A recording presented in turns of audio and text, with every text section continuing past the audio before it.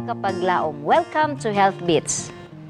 Drinking soft drinks or sodas do not actually quench your thirst. Try to examine a bottle of soft drinks and this is what you will discover. Ingredients: carbonated water, sugar, caramel color, phosphoric acid, artificial flavor, and caffeine. This is why several studies concluded the harmful effects of soft drinks.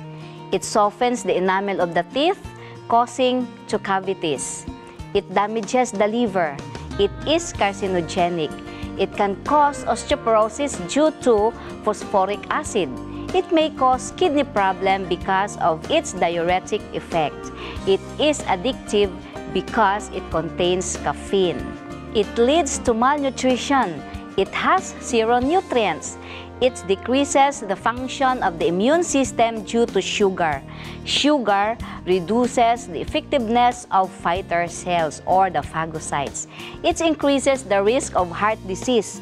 Caffeine and sugar may elevate free fatty acids in the bloodstream.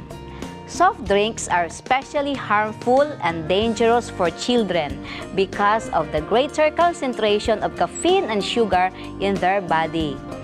Next time someone would offer you soft drinks, say no. This is Miss Laila reminding you, whatever you drink, drink only that which is for longevity. Be healthy. It's a wise choice.